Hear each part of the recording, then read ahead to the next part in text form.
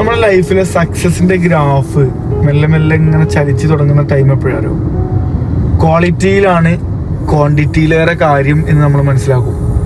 For example, നമ്മൾ അഡോൾസന്റ് age കഴിഞ്ഞിട്ട് നമ്മളിങ്ങനെ നിൽക്കുന്ന ടൈം ഉണ്ടല്ലോ, ആ സമയത്ത് ഒരുപാട് ഫ്രണ്ട്സുകൾ ഉണ്ടാവും, ഒരുപാട് ഫ്രണ്ട്സ്. അത് നമുക്ക് ഇത് ചെയ്യാൻ പറ്റൂല, കൗണ്ട് ചെയ്യാൻ പറ്റൂല. ഇതിൽ ആരൊക്കെയാണ് നമ്മുടെ കോറായിട്ടുള്ള ഫ്രണ്ട്സ് എന്നുള്ളത് നമുക്ക് ഇടാൻ പറ്റൂല. ആ സമയത്ത് ക്വാണ്ടിറ്റി ഭയങ്കരമായിരിക്കും, ഇഷ്ടം പോലെ ഫ്രണ്ട്സ് ഉണ്ടാവും. പക്ഷെ പിന്നീട് നമ്മളിങ്ങനെ റിയലൈസ് ചെയ്യും, ആ സമയത്ത് നമുക്ക് ക്വാണ്ടിറ്റി എന്നുള്ളത് നമ്മൾ ഒഴിവാക്കിയിട്ട് ക്വാളിറ്റിയിലേക്ക് മാറും. അതായത് നമ്മുടെ ഫ്രണ്ട്സ് പിന്നെ സമയത്തോളൊക്കെ എനിക്ക് കോളേജ് പഠിക്കണ സമയത്ത്, ഡിഗ്രി പഠിക്കണ സമയത്ത് ഒരുപാട് ഫ്രണ്ട്സ് ഉണ്ടായിരുന്നു. ഇപ്പോൾ മാക്സിമം ഒരു 10 പേര്, ആ 10 പേർക്ക് വേണ്ടിയിട്ട് ഞാൻ എന്ത് ചെയ്യും, അവരെനിക്കും ചെയ്യും എന്നുള്ളൊരു സാധനമാണ്.